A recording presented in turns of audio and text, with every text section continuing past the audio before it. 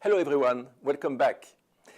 Before we tackle the ways and means to assess and to manage country risk, let's glance at a few schools of thought regarding to what extent globalization has increased uncertainty, volatility, and risk. The academic debate regarding the management of the market-based economy is highly polarized. In fact, the debate is split between two camps. On the one side, from Smith to Ricardo, Rostov, and Hayek, the market is self-regulated, and the lesser the state intervention, the better. On the other hand, and following Keynes, Krugman, Stiglitz, Minsky put the spotlight on the need to regulate markets, to implement state intervention, and to mitigate the social impact of crises and poverty within and between countries with clearly defined rules of the game. Well, that requires a regulatory framework in banking, in manufacturing, in capital competition, and also in labor markets. Otherwise, the market economy becomes a casino. Well, a first group of scholars look at globalization as a win-win game, as long as governments liberalize the economy and play the game of market forces. Other scholars see globalization as a distorted growth process that works well for producing wealth, but not for distributing wealth equally within and between countries.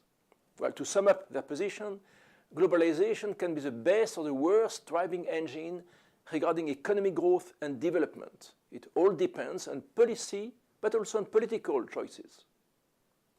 In times of crisis, think of 1998 or 2008, those who criticize globalization will also criticize the harsh austerity and programs of stabilization that are regressive in that they worsen the social and economic conditions of the poor due to cuts in social programs such as education, health, justice. Clearly, they opposed the austerity measures by the IMF, the World Bank, the ECB and the EU, the so-called Troika, in Greece, in Spain, and in Portugal in 2008 until today, in fact, because such a therapy is killing the patient. It leads to recession and massive unemployment. Look, today in Spain, for example, unemployment still reaches 17% and nearly 40% for the youth. We're going to look at a few of these scholars who think that globalization has increased the risk of global and regional volatility and country risk. We shall briefly look at Krugman and Stiglitz, but also let's pay attention to Minsky and Mandelbrot. The scholars who stand against the neoclassical liberal school are Keynesians, in that they oppose the assumption of rationality and self-regulating role of markets. Institutions have a role to play. Markets need regulation, including the financial system, in order to make sure that financial intermediation works to recycle savings into the real economy for productive long-term investment and not for speculation. One of the most controversial issues is whether financial liberalization promotes economic growth. There is a concern with premature openness to global capital flows. Financial and capital account liberalization are dangerous for developing countries that have weak institutions and fragile financial systems, such as undercapitalized and sometimes illiquid banks, that will lead to capital flow volatility and financial crisis. Think of Mexico in 1994, the Asian crisis of 1998, emerging market countries crisis of early 2014, with massive capital outflows and currency depreciation. In 2017, gross cross-border capital flows, which include flows of bond, equity, FDI, and cross-border lending, have shrunk by 65% in absolute terms since their peak in 2007. That's due to a collapse in cross-border lending from banks, mainly from Europe. Much of the capital flowing around the world today is FDI, but a good deal of that investment has nothing to do with long-term productive investment, but reflects the corporate surge for lower tax rates in offshore financial centers. Now, swings in capital flows can be disastrous for emerging market countries in Africa, Latin America, or Asia. Regarding globalization, Krugman cast light on the market pressure on governments to relax restrictions to keep liberalizing since the 1980s with deregulation and privatization. It also puts the emphasis on the role of the IFIs, the IMF and the World Bank, in pushing countries to embark on economic liberalization, even though institutions and domestic markets are not strong enough to meet the challenge of global competition. All in all, the world gets richer, but not everyone equally, and global risk increase. There's a hot debate in the US, as you know, probably, regarding the impact of global fragmentation of production and offshoring and competition from low wages in emerging market countries, including with Trump in the White House. Well, Krugman does not see any future, any solution in trade protectionism. The way forward is stimulating income increase and income equality in less developed countries, not only for stimulating domestic consumption, but also the demand for more sophisticated products exported by the OECD, including the US. The additional requirements is enhancing education and training in developed countries to boost productivity. Looking at the origin of the global financial crisis in 2007-2008, Krugman concludes that bank loans have increased enormously in the previous decades to offset the impact of lower income and consumption. In other words, income inequality and falling wages could have undermined US economic growth unless bank loans supported debt-driven consumption. And the middle class has been stuck with large debt burdens triggered by higher interest rates in 2006-2007. Analyzing the 1998 Asian crisis, Krugman concludes that globalization produces crises. It produces speculation, volatility, corruption, bad governance, what he calls crony capitalism.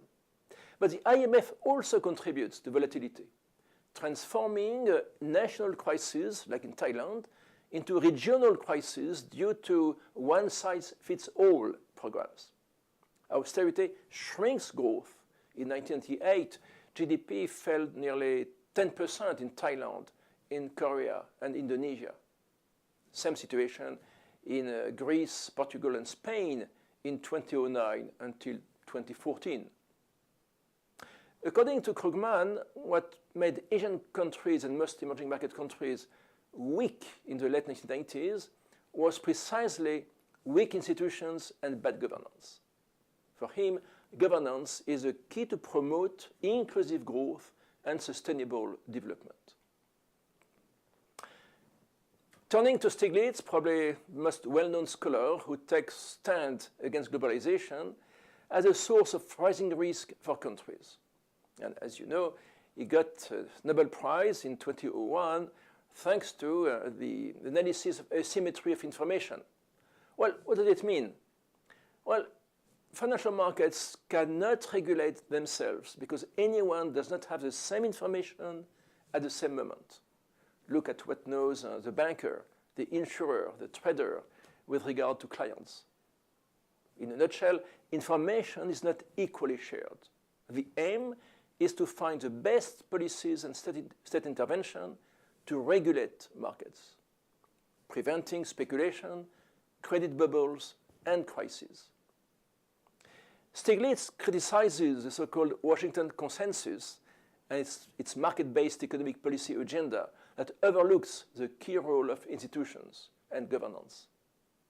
The state can and must intervene to help directing investment to productive sectors, transforming growth into self-sustaining and inclusive development. For Stiglitz, markets are not efficient. Economic agents are not rational. There is no self-regulation. The so-called invisible hand of Smith is simply not there. All in all, the IMF should not continue imposing market-based economic policies that don't work and can destabilize countries.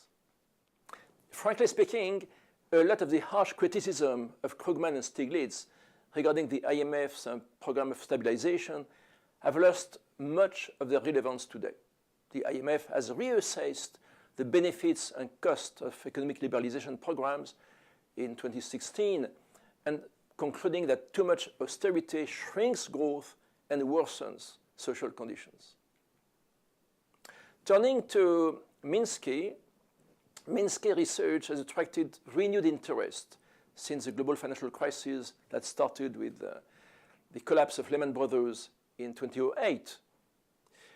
Minsky asks, how can one explain the domino effect of speculation? He has put the spotlight on Keynes' criticism of the role of animal spirits, and he has contributed to make behavioral finance a hot topic today. Minsky analyzes crisis cycles. Economic stability itself encourages and breeds excessive credit creation, leading to financial instability and speculative euphoria.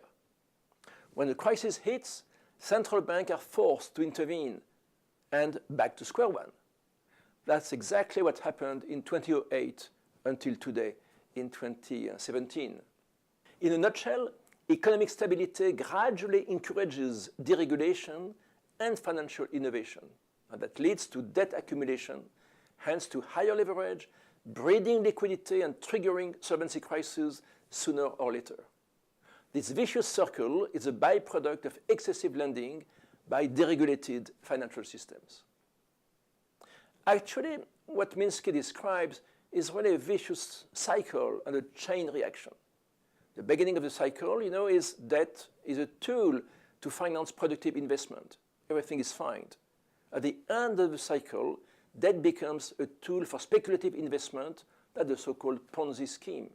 At that time, there is a financial crisis, given that asset prices collapse, triggering a chain reaction of bankruptcies and debt defaults. Regarding Mandelbrot, markets are not rational nor self-regulating. The global market economy has become, as I said, an echo chamber leading to contamination and spillover effect. In fact, for Mandelbrot, volatility breeds volatility. In the 1970s and 1980s, there was the emergence of fractal geometry, which is a new analytical tool for predicting and managing crises, particularly to tackle rising volatility in global markets, extreme shocks. Let's conclude with Piketty's analysis of the long-term impact of free capital flows on economic and financial deregulation. According to Piketty, we get close to a level of wealth concentration that becomes unacceptable and can drive people against globalization, hence triggering increasing social and political turmoil and turbulences.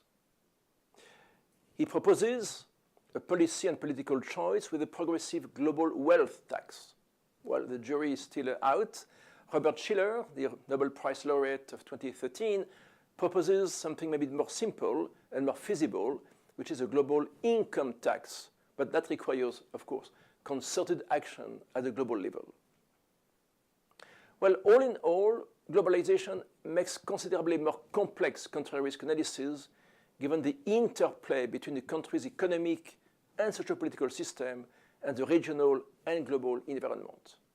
Look at the Asian crisis, 98, the Arab Spring in 2011, the ongoing global financial crisis, which is not over today. All this breeds volatility and makes country risk analysis crucial to mitigate risk and to manage risk. Thank you.